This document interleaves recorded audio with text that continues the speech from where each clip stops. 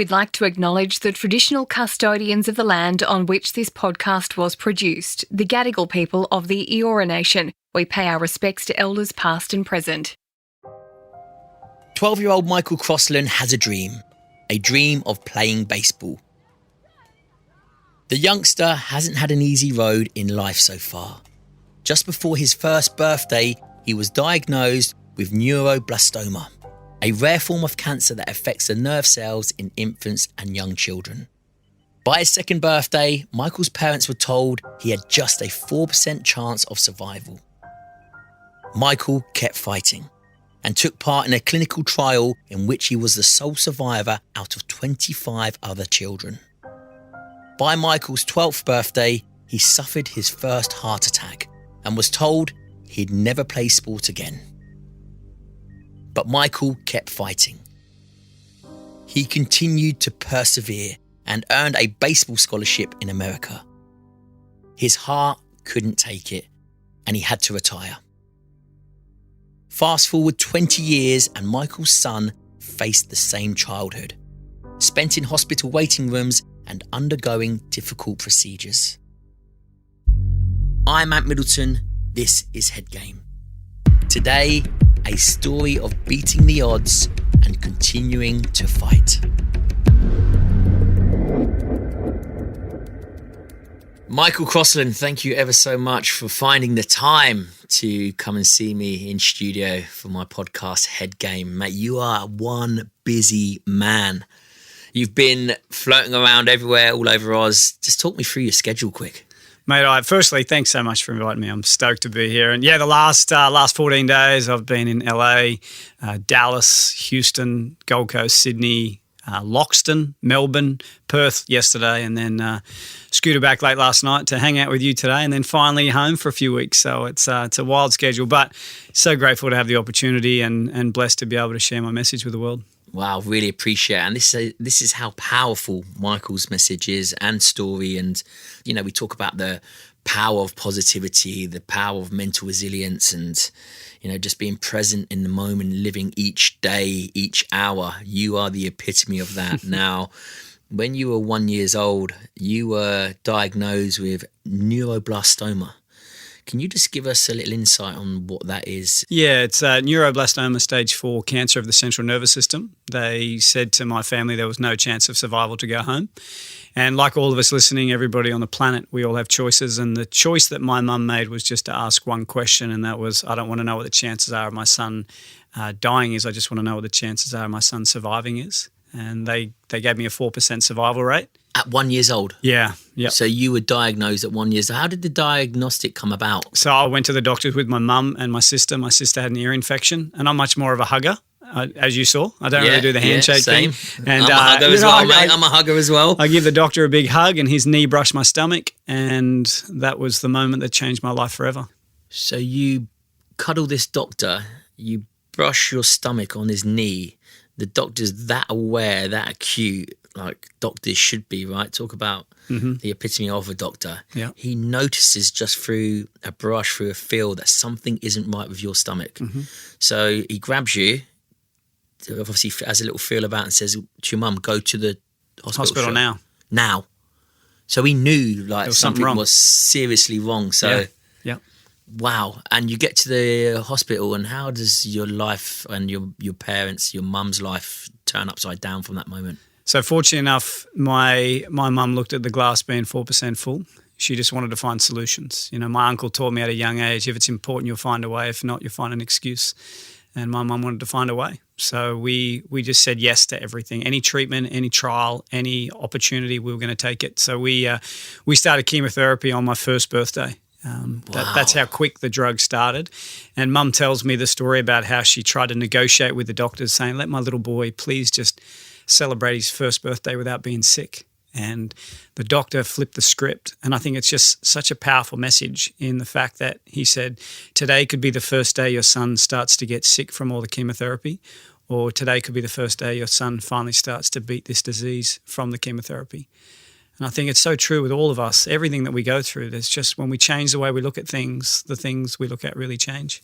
Can I ask you, and it's probably a really hard question, but and a raw one.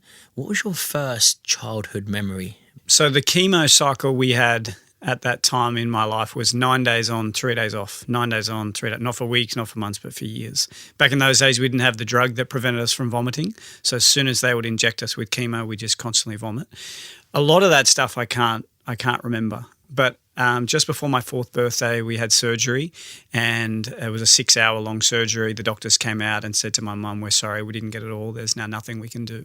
My dad and my 3 older sisters were flown down to Sydney to basically say goodbye. But the next day there was a trial drug. They were trialling on 25 people around the world. 24 of them had taken up the drug, and they needed 25 to actually start the drug. And so we said yes. And I really mean it, that outside of love, I think hope is one of the most powerful words in the English dictionary, and that's what it gave our family. So we started that drug at 9 a.m. on a Tuesday morning. Within 1 day, we were all transferred from the oncology ward to the burns unit. The side effects of this drug were so bad that we were all completely covered from head to toe in blisters. They would wrap us up in bandages. They would lie us in bars full of ice, trying to prevent our brains from frying. And that was your first childhood memory? But within 90 days of that trial drug, 24 out of the 25 of us tragically passed away from that drug. Talk about, trying to find a light or a glimmer of positivity engulfed by negativity. And I always say there's a positive to be had. You just have to be courageous enough to go there and, and sacrifice in order to find it. 25 of you go into this trial and you're the lone survivor. Yeah. So was this trial class as a failure, or were you just the one hope where it's like, this works? Yeah, the drug has never been used since. They burnt me for 18 months, hoping that one day I was allowed to go home. And I say to people all around the world that I'm one of the lucky ones, but I never say I'm one of the lucky ones because I'm still alive. I say I'm one of the lucky ones because I wasn't my mum. All I had to do was lie in bed and feel the pain every day, but she had to make a choice to inject a drug into a child that's killed every single person ever taken it. She had to go to death counselling once a week for 2 hours. And my earliest memory is just, I remember lying in bed with the bandages on, and she would make me get up and go to the toilet. Like my skin would crack, I'd be in so much pain, but she's like, I want to treat you like a normal kid. I want you to have a dream and a goal. I want you to lead a normal life, and you're not going to do that if you just lay in bed and frail away. See that hug that I gave you on the way in? Can you pass one of those on to your mum, please? Make sure you do that for me. Wow, so your mum's at your side making these decisions, and you're putting your full faith and trust into your mum, right? You're looking into her eyes, and she's in your eyes probably your saviour, right? Oh, yeah. She's Without my hero. her there, you would just, it wouldn't have been the same. So you come out of this trial, you're the miracle child, ultimately. In this whole sort of scenario of negativity, you come out, you're this miracle child, that the one that survives. Where do you go from there? What happens from that moment onwards, where they actually go, wow, we've got a survivor? So I remember clearly the doctors took my mum outside the curtains, and as you know, the curtains aren't soundproof, so we can hear everything that goes on out there. I don't know why they take them out there, but they do. Yeah. And they said to my mum, we have no idea how or why, but you can take your little boy home. He'll never go to school. He'll never play sport. He'll be a housebound baby, and if he reaches his teenage years, it'll be a miracle. And my mum come through the curtains, and I don't know why I said it, but I just said, what did the doctors say? And she said, the doctors told me that everything was going to be okay. She carried the fear and the burden of her son dying because she wanted me to lead a normal life. And she let me lead a normal life. She let me go to school. She let me play sport. She let me enjoy the simple things that so many of us take for granted every single day. So you did go to school. You got out, and were you on obviously further medication? How did that treatment work? Because it didn't cure you completely. You still had multiple complications. How did that treatment work? How did it positively affect your life in order to live a semi-normal life? It killed all the cancer cells. It killed them all? Yep. So I came out cancer-free. Wow. Mm-hmm. Why you? I'm a man of great faith, and, I feel like for a long time during my journey, as we're about to share, that I thought I was alone, but I realised that I've been carried. And maybe I've got a big purpose on this earth to inspire others to look at life a little differently, to have perspective in their hearts, to realise that anything is possible, to realise that in life we must embrace the coolness of the shadows so we can truly enjoy the warmth of the sunshine. And I don't doubt you have faced some horrifically dark days in your life, but when we get through that darkness and we come out the other side, it's a remarkable blessing. And for me to be able to hopefully share that message with people around the world and have them hold their kids a little tighter, to be a better mum, a better dad, a better employee, a better friend, a better son, a better daughter, then maybe that's my why. So your body is burnt to a crisp. You come out cancer-free. School was brutal. To go. Do you go straight to school? Do you try and live this normal life straight after? Did you go right? Let's forget about the first 5 years of your life. Not forget about them because it's built. It's a hugely important part of who you are today, and the relationship that you have with your mum and the belief and the hope. But you go in, and your mum says from that curtain, she says everything is going to be okay. Yeah. Just being the protector and just shielding you from anything that you don't need at that age, right? Yeah. So what's life like after that? So school, I say school was harder than hospital. Yeah. Because I didn't get picked on in hospital. There probably wasn't a day at school where I didn't get picked on. And why was that? Because I was different. I had no hair, I had no eyelashes, I had scabby skin, I had to wear bandages to school. Every recess, every lunchtime, I was sitting on a nebulizer trying to give my lung the strength I lost one of my lungs during that trial drug, and I was different, and people really wanted to point that out to me. So you had no hair, no eyebrows. So, because the treatment was, obviously we forget that we hear that it killed all the cancer, and we think you've gone back to normal Michael. And you're still carrying scabby huge skins scars. And so you're flaking. Struggling to walk to the bus stop of an afternoon to go home, and you were inserted back into normal society, right? Normal classes, kindergarten is like as a normal toddler. Yep. Wow, and you look like you've come out the wars, which you have, and kids are cruel. Oh yeah. So at some stage you wish you were back in hospital. Yeah, but I think as we said before about darkness and pain, I'd learnt so much then. I would go home every afternoon. I'd cry to my mum, and I'm sure there's many parents that have this agonising pain when their kids come home and are broken. But she would always say to me, "What doesn't kill you only makes you stronger." But it felt like it was going to kill me. But I also realised that your value doesn't decrease based on one's inability to see your worth. Mm-hmm. And I learned that at such a young age. And I think that in society today, we strive so hard to have other people value us and like us. And it's about how many followers we have, how many views we have, how many likes we have. And I realised that as long as I value me and love me and invest in me and believe in me and lie in bed of a night time and know that I've been the best version of myself, then the weight of the words of others no longer really stick. And that, I think, was such a core component of my ability to be able to push through that darkness at such a young age. Wow. So ultimately, due to that negative situation, you started self-reflecting at a super young age. And I didn't realise it was going to help me. You don't realise 30 years later, Yeah, right? There's a video now that's gone viral. It's had 80 million views of me speaking, and there's thousands of comments. And one day I got bored and I started reading the comments and realised they weren't all nice. Yeah. And it hurt me. Yeah. And then I just had to reflect back on that moment and realise we can't take criticism from those we wouldn't take advice from. Wow. And so all these years later, that stuff that really cemented my foundation as a young boy helped me as a young man. Yeah, absolutely. And like you said, you'd come home, cry, you'd probably be emotionally aware of how you felt. Your mum probably broke it down with you. So when I say you had probably a psychological and an emotional advantage, or, because you knew yourself so well at such a young age. Absolutely. You took that positivity from that negative situation and you've used it to progress with your career and your future. So you have quite a horrendous primary school. So how's secondary school? I started making friends. I started to enjoy myself. I started playing sport. My dream as a baby was to play baseball in America. My mum bought me a Velcro glove and a Velcro ball, and she'd sit at the end of the bed and throw the ball at me. I'd catch it, throw it back. And we did that for years in hospital. And so that was my big dream. I wanted to be normal like everybody else, but I wanted to play baseball in America, and I started getting pretty good at it. By the time I was 12, I made the Coffs Harbour team, then the New South Wales team. And then so you start to thrive. Yeah, everything was going amazing. And then just after my 12th birthday. I got really sick. I got glandular fever, got taken into hospital. And then, as many of you know, when you've been struggling with health, your immune system is compromised. So I went into hospital with glandular fever. Then I got the chicken pox, and I got pneumonia. Then I got the belly bug. Back to back?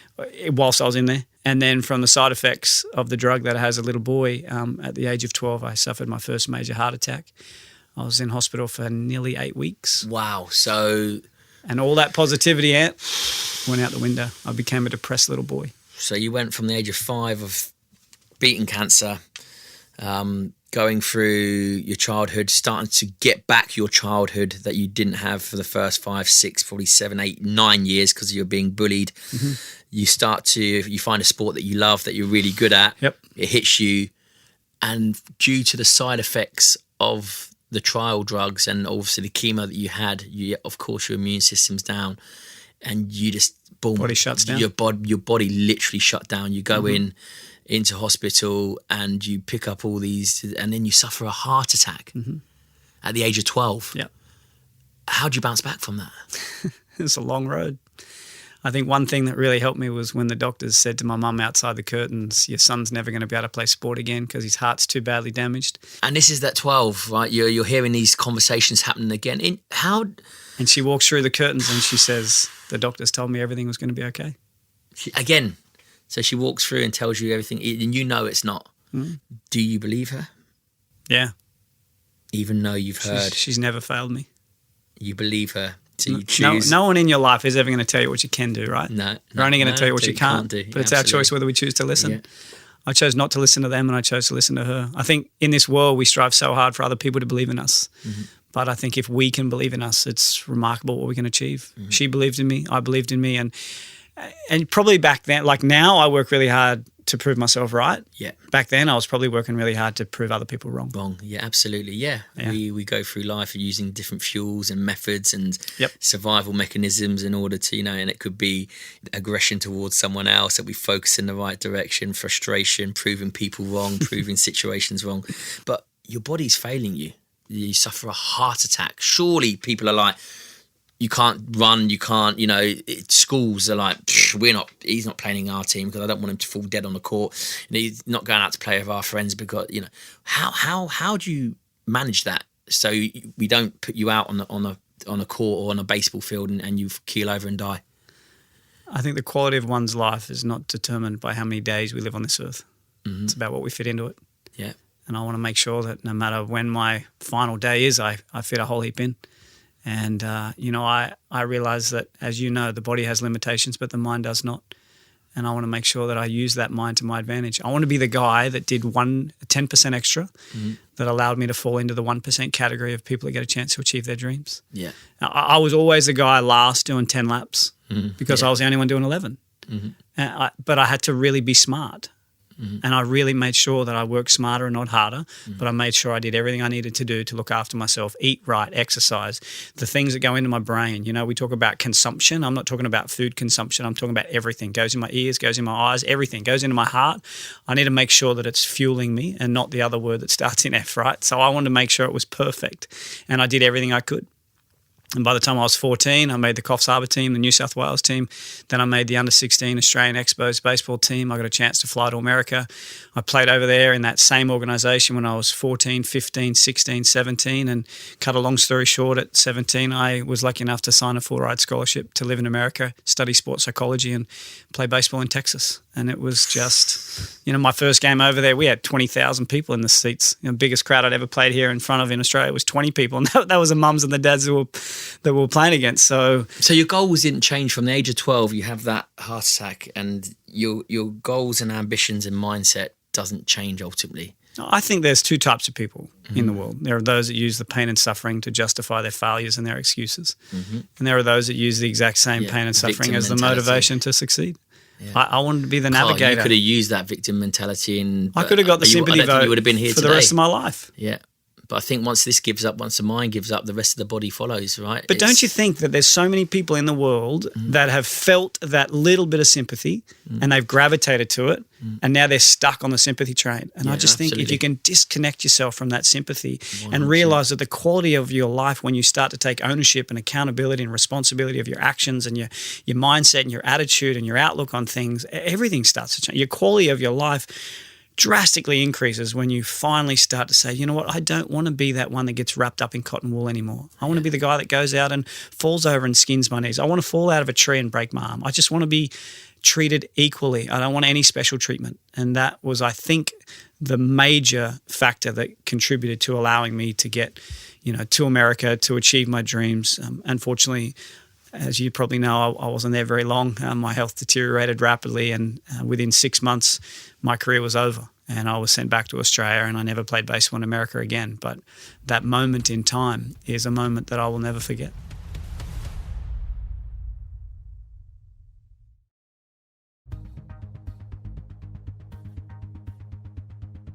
When I look at your goals, you would think that being put in a situation like yourself, that one of your goals would be purely just to stay alive.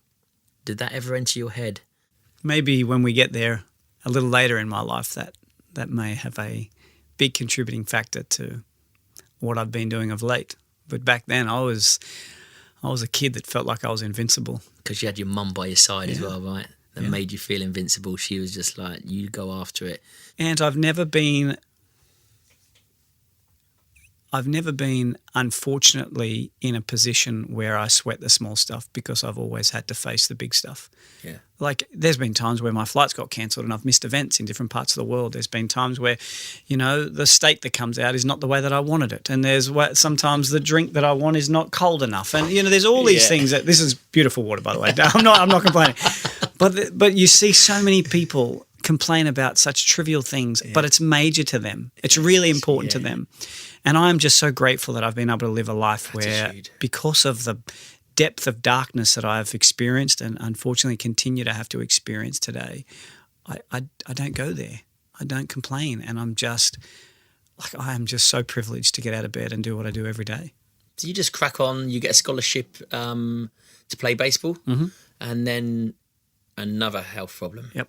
Slid into the base in Arizona, woke up 3 days later in hospital. So you're playing baseball, the sport that you love. Yep. What happened? Heart stopped. Again? Dream was over.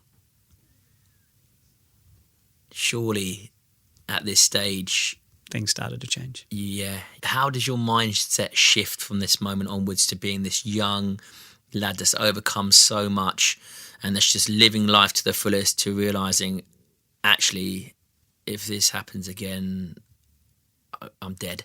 Or mum's going to kill me. Yeah, mum's going to kill me. Wow, is that what you thought? Mm-hmm. I think I understood that phrase, everything will be okay, is still there. But it needs to be relatable to where your vision and values take you. Yeah. And I realised that I've had the dream, I've had the goal, I've had the vision of being able to play over there, and I've been able to achieve that. Sure, I would love to have played in the majors. Sure, I would have loved to have played in front of 50, 60,000 people and made squillions of dollars like pro athletes do over there. But I realised that wasn't for me in that moment. I didn't know where I needed to go. I didn't know what I needed to do, but I just needed to keep moving forward. And I came home and I got a job in banking, and I don't know how I got the job, but I got a job in I was a greeter. You could ask me anything. I want a home loan, personal loan, where's the nearest toilets? I just say, mate, your way over to see the tellers, they'll be able to help you out. Like, I knew nothing about So do you banking. have a mindset shift? Is that like a 180? Do you go from being, doing sports, getting outdoors to sort of not locking yourself in an office, but to having that mundane job of that 9 to 5? I think the passion and the determination stays the same. The course had just slightly corrected itself. Got you. It was just a redirection. The same energy and the same enthusiasm that I put towards playing sport was what I needed to put towards my career. And I climbed the corporate ladder very, very quickly. By the time I'd been with the company for 4 years, I had 600 staff, 120 banks around Australia and New Zealand. I was reporting to the CEO. We were catching up every second Thursday. I was trying to take his job. He knew I was trying to take his job. But I was driven by the 3 Ps that destroy people. I was driven by power, privileges and possessions. I lived here in Sydney. I had the multi-million dollar apartment that the bank owned. possessions. I had the fancy watch that told the time. I had the fancy car that got me from A to B. I remember driving through George Street, and I drove past these two backpackers, and I share this story on stage, obviously, because it gets a bit of a laugh, but I really mean it. I drove past these guys, and I swear to you, they were looking at me going, wow, he is successful. Like, that's how I felt. I had the roof off, the music blaring, one hand on, a bit like you the other day in the Porsche, right? I was that guy. So I was that guy. Not my car, it's Porsche's car. Yeah. And then I realised now that those same two people were probably looking at me going, wow, he's a wanker. Yeah. Like, that's what I was. I thought I was better than other people. And I really mean this, Ant, that I needed to hit rock bottom. Did you think that was a coping mechanism? That was a defense mechanism because you couldn't do this physical stuff that you wanted to do? Because no, it was just like you were just an overachiever. No, right? You're an overachiever in everything you do. Let's be honest. My family had no money. Yeah. And I wanted money. And you were just, Yep. And squillions, as you say. You wanted to be a squillionaire. I thought that success was about how big my house was. Yeah, of course you do, yeah. Now I realise it's about how big my heart is. It's about serving others. Yeah. And I needed to hit rock bottom, and that all happened in 2008. That's when the spiral of my world. Talk me through that. So you live in the life, you've got this big corporate life, you know everyone around town, you've got the house, you've got the car. Got the ego. You've got the ego, you've got the watches.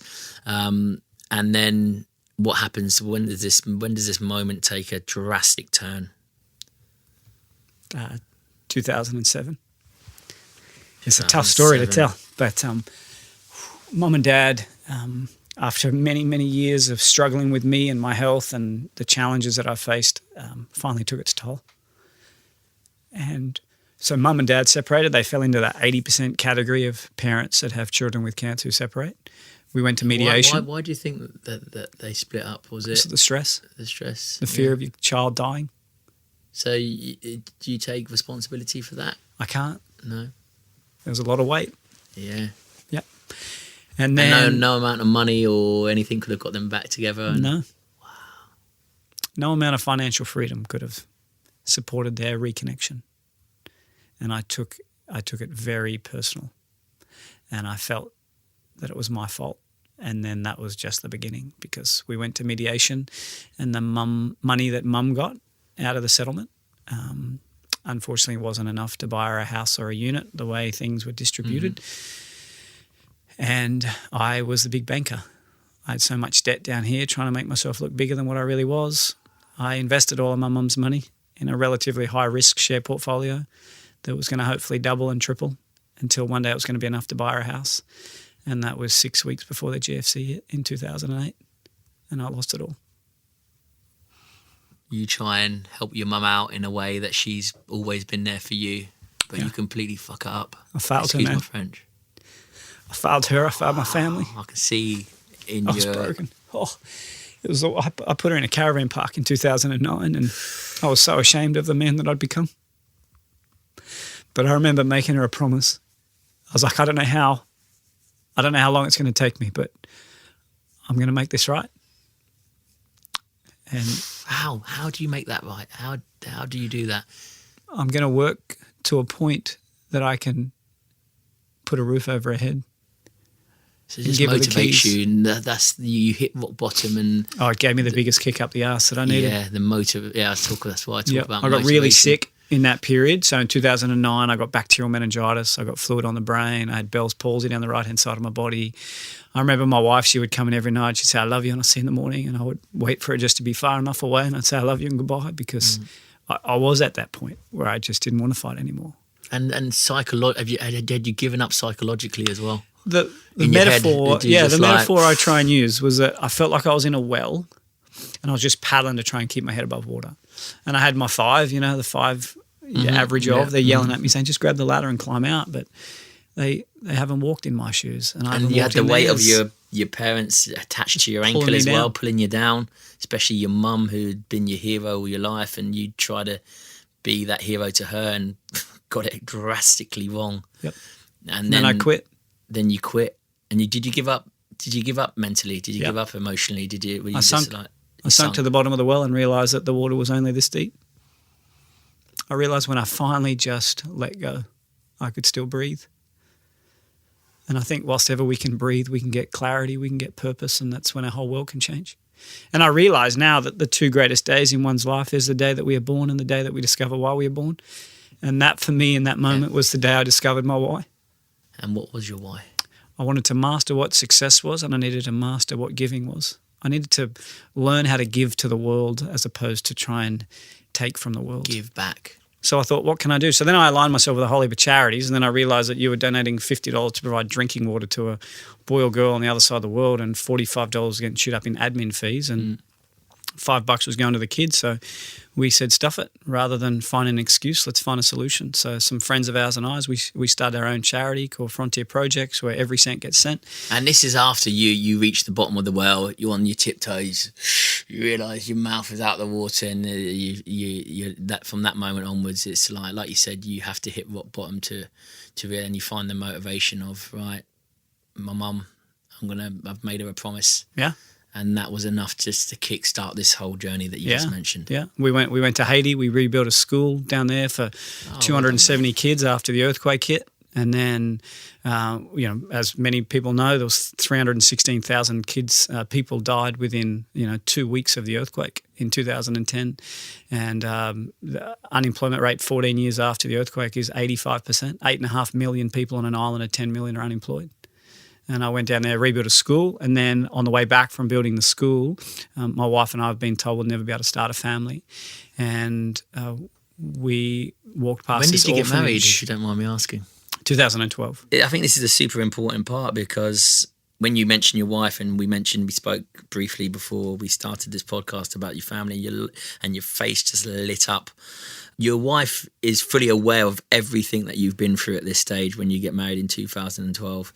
She's known me since she was 13. Oh, really? Yeah, we used to get the same bus to school together. Ah, listen, wow. Yeah, she is, of very recent times. Yeah. I realise it is far easier lying in the bed than standing next to it.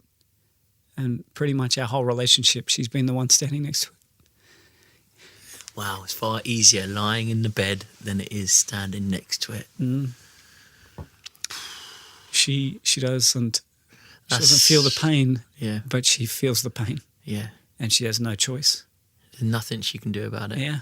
And she loves me unconditionally enough for me to be able to go for weeks at a time to different parts of the world, because she knows that I have a bigger purpose on this earth than just being her husband. What a lucky man I am. And you understand that more than ever now, because you married in 2012. And she was a part of that whole stuff down in Haiti.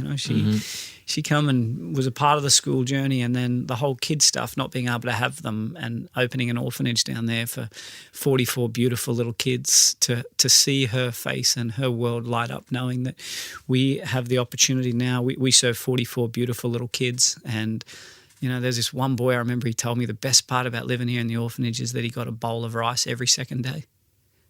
I said, what's the worst part? He said, that happened overnight time when the earthquake hit, killed my whole family, and where I sleep I have a little tarp over my bed, and when it rains I get soaking wet because the roof leaks. He said, but it doesn't really matter whether it rains or not, I still get wet because I share a bed with two little boys and they both pee their pants. I had no idea that I was going over there to make a difference in people's lives who would ultimately change my life forever.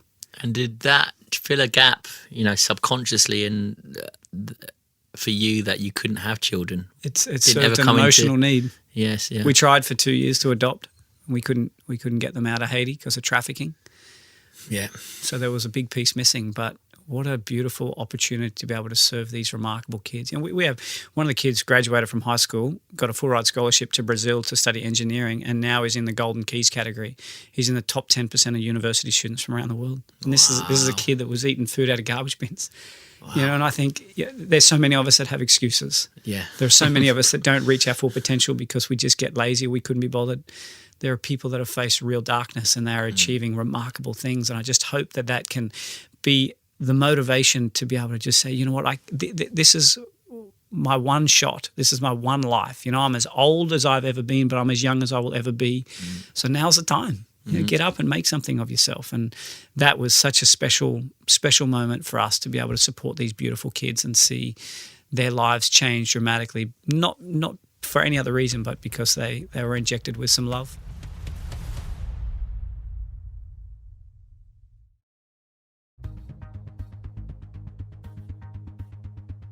So the realisation of you having children, that doesn't even enter your mind. And then your wife falls pregnant. Is that correct? Yeah. It was a long slog from then till the day that occurred. In 2016, speaking took off and exploded. Mm-hmm. I was touring with the likes of Richard Branson and all sorts of different amazing people, and I was finally in a position to be able to follow through on my commitment. And in 2016, I bought my mum a beautiful new home. Wow. And that was what I thought was the greatest day of my life. To be able to be in a position to be able to give back to that one woman who sacrificed so much. Keep your promise, right? Yeah. The motivation to keep your promise. Was the greatest. But as you all know, when we get busy, we forget to take care of ourselves. Yeah, absolutely. And in 2016, I was on 180-odd flights. I was in 20-odd countries, and I got so focused in creating an amazing life, I forgot to protect the one that I already had. And in 2016, I was diagnosed with 4 more tumours of the throat and told me that I wouldn't make Christmas and that my tomorrows aren't guaranteed. And I remember telling them that that's one thing that we all have in common, because no one's guaranteed tomorrow. And, I did a video message saying goodbye to my mum and my wife. I prepared my own funeral. Wow. And what a remarkable opportunity and gift that is. What, to prepare your own funeral? Oh, yeah. Really? Yeah. And for the first time, did you actually think that, my time on earth is limited? I remember the week before the operation, my wife and I went on a houseboat for 5 days to be away from the world. And to be able to completely disconnect and just be... Sort of say your goodbyes, right? Wow. But that wasn't, Michael, you being the epitome of, psychological and physical resilience. It wasn't to be, right? And I remember going into the theatre, and I was in there for many, many, many hours. I can only imagine what my wife felt. Mm.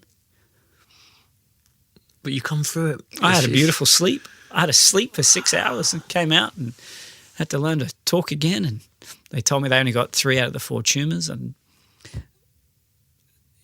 but I was still alive. I was still here. And I think from that day I was like, all right, I really want to make sure that I capitalise on the breaths that I get to take. And that's when we ventured down the path of trying to have a baby. And many, many years of IVF, we got to announce in 2017 that my wife was pregnant. Wow. The fight's still in you to then, get through that and decide that, right, we're going to decide to have children. Where does that fight come from? How can I give up on me when I've got a mum that hasn't given up on me? She's the most courageous, inspiring woman in the world. Wow.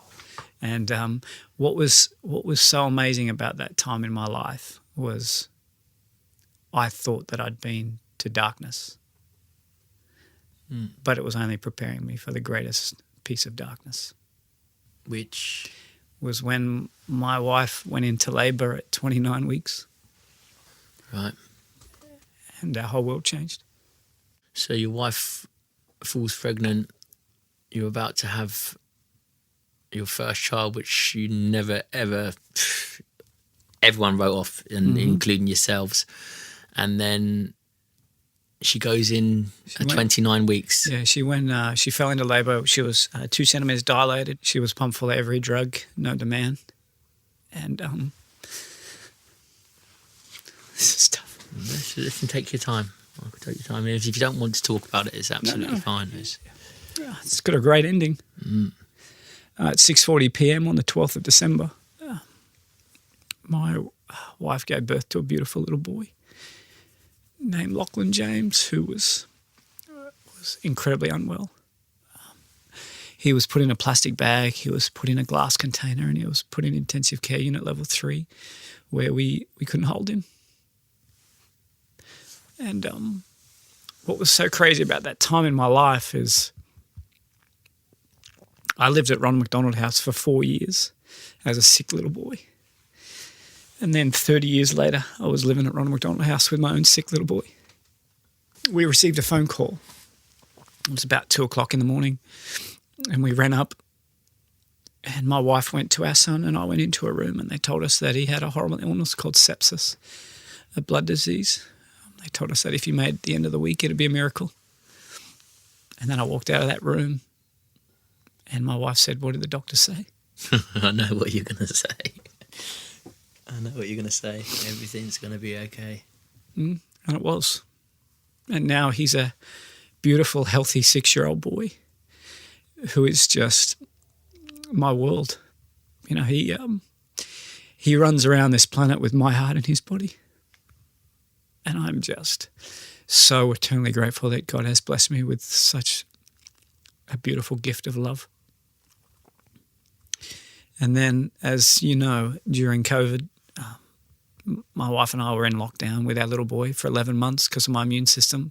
We weren't allowed to go to the grocery store. We weren't allowed to go to the beach. We weren't allowed to go to the cafe. We weren't allowed to go anywhere. Our food got delivered. We sprayed it with Glen 20, then we hosed it with water. We didn't go to the in-laws' house. You know, I joke and say that COVID wasn't all bad because I didn't have to go to the in-laws' house.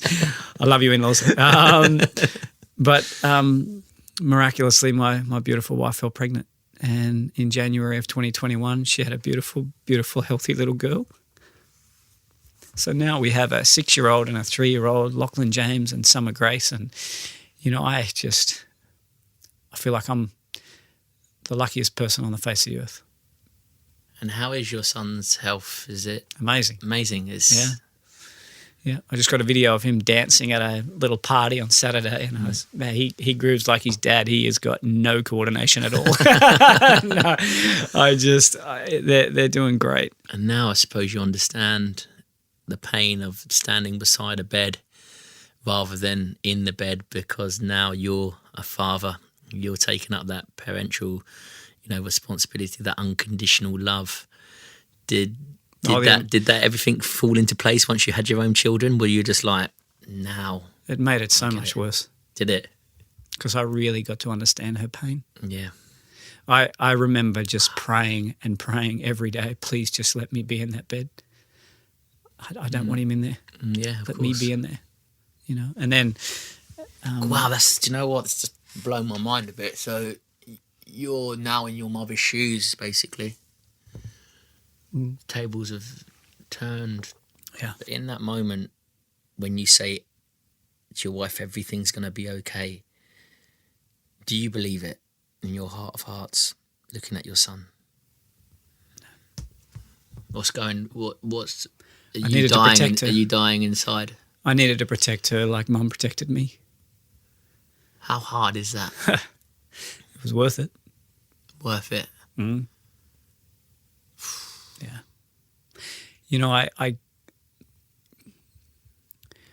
I got a chance to feel just a very small experience of what those 24 families did when I was a kid.